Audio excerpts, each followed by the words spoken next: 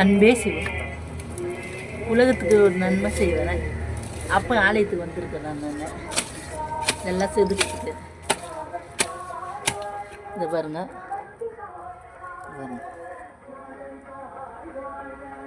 இவ்வளோ குப்பையாக இருக்கு பாருங்க. அப்பா ஆலயத்தில் வந்து இதெல்லாம் செதுக்கிட்டு காலையில் ஆனால் சொன்னேன், காலையில் ஆனால் வந்துடுவேன். என்னால் முடிஞ்ச சேவை பெருக்கி கோலம் போட்டுட்டு அப்புறமேட்டு என் கடமையை போய் செய்வேன். இதான் வேலை. 3 மணிக்கு வந்து அங்கே பூஜை பண்ணிட்டு சொல்லியிருக்காரு, அந்த பூஜை பண்ணுவேன். இங்கே வந்து இப்போ வந்திருக்கேன், வந்து எல்லாத்தையும் செதுக்கி எடுத்துட்டு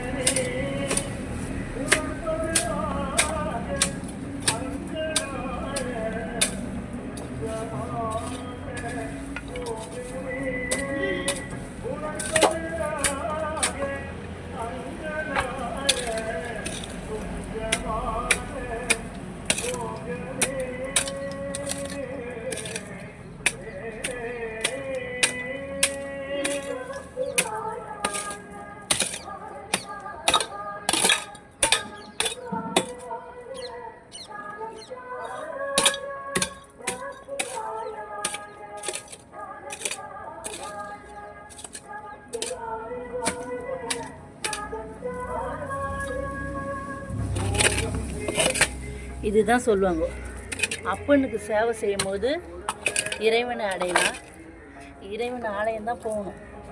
அதுக்கு தான் சொல்றது.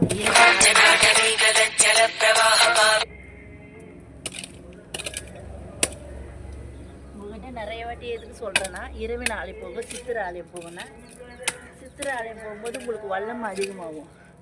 இறைவன் ஆலயம் போகும்போது உங்களுக்கு வந்து எதையும் தாங்குற சக்தி கிடைக்கும். அதுக்கு தான் அந்த மாதிரி போக சொல்கிறேன். நீங்கள் என்ன பண்ணுறீங்க, தண்டசோறு ஆன்மீகவாதி கிட்ட போகிறீங்க. தண்டசோறு தான் சொல்லுவேன் அவங்களெல்லாம். தண்டசோறு ஆன்மீகவாதி கிட்ட போய் நீங்கள் வந்து உங்கள் ஆற்றலெல்லாம் இழைக்கிறீங்க. இப்போ வந்து நான் வந்து இறைவனுக்கு சேவை செய்கிறேன். இப்போ வந்து மக்களுக்கு சேவை செய்யணும். மக்களுக்கு சேவை செய்யும் போது மகேசனுக்கு சேவை செஞ்சது அர்த்தம். இறைவனுக்கு செய்யும் போதும் இது செய்யணும். மக்கள் சேவைனா என்னன்னா, மக்களுக்கு ஆலோசனை சொல்ல தேவை. ஆலோசனைலாம் எங்கள் அப்பா சொல்கிறதுக்கு இருக்கிறாரு. எங்கள் அப்பா ஆலயம் போனாலே சிந்தனை திறன் அதிகமாக கடல் மாதிரி பொங்கும். அந்த மாதிரி சிந்தனை திறன் எங்கள் அப்பா ஆலயம் சித்திரை ஆலயம் போனாலே சிந்தனை திறனில் அப்படி பொங்கும். ஆலோசனை சொல்லக்கூடாது. நம்ம உழைப்பால் நம்மளால் என்ன முடியுமோ ஜனங்களுக்கு வந்து இல்லாதப்பட்ட ஜனங்களுக்கு உதவி பண்ணும்போது தான் இறைவன் வந்து நமக்குள்ளே வராரு. இறைவனும் இப்படி தான் வராரு நமக்குள்ள. இறைவன்கிட்ட ஜனங்கிட்ட புரிய தூண்டுற மிருக எண்ணமாக வரக்கூடாது. இப்போ ஜனங்கிட்ட புரிகி தின்னுட்டு ஓசி சோறு துணு மிருகமாக இருக்கக்கூடாது. நம்ம உழைச்ச பணத்தில், நம்ம பூமியில் வந்து உழைச்ச பணத்தில் ஜனங்களுக்கு வந்து யூஸ்ஃபுல்லாக ஒரு ஜீவனாக நம்ம இருக்கணும்.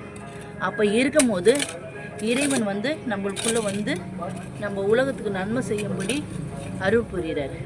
நீங்கள் வந்து அடுத்தவங்க அடுத்தவங்க சோத்தை புண்ணியம் துண்டுற மாதிரி எவ்வளோ சித்திரங்கள் இது கஷ்டப்பட்டுருப்பாங்க.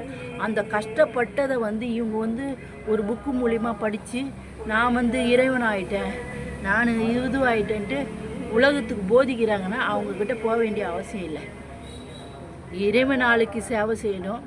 அதே மாதிரி மக்களுக்கு நம்மளால் முடிஞ்சது விலங்குகளுக்கு இயற்கைங்களுக்கு பண்ணும்போது நம்மளுக்கு வந்து இறைவன் வந்து நம்ம ஸ்ட்ரைட்டாகவே வந்து கொடுக்குறாரு, நம்மளுக்கே கொடுக்குறாரு. இப்போ இறைவன் நம்மளையே எப்படி படைச்சாரோ அதே மாதிரி இறைவன் வந்து நம்மளுக்கு எப்படி கொடுக்கணும். நம்ம பிள்ளைங்க தவற பண்ணாத இருந்தால் பிள்ளைங்களுக்கு கொடுப்பார், தவறு பண்ணால் கொடுக்க மாட்டார். அப்படிதான் இப்போ தவறு பண்ணால் கொடுக்க மாட்டார். அப்போ அம்மா அப்பா கூட தான் ஒரு புள்ள வந்து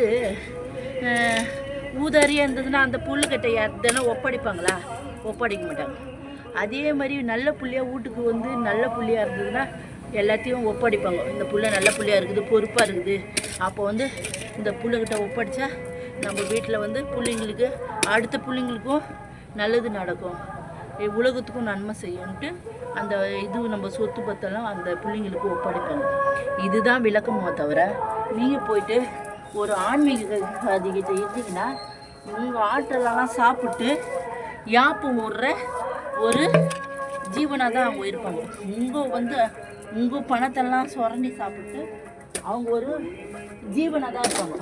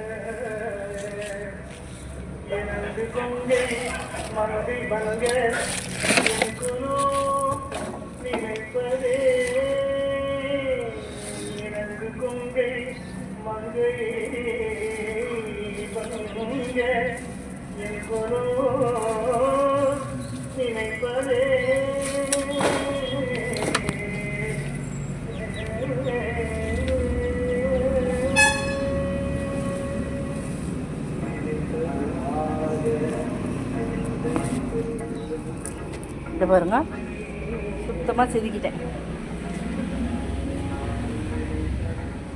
சுத்தமாக செதுக்கியாச்சு. அன்பே சிவம்.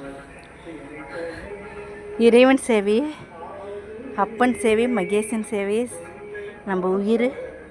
அதே மாதிரி மக்கள் சேவையே நம்மளுக்கு உயிர்.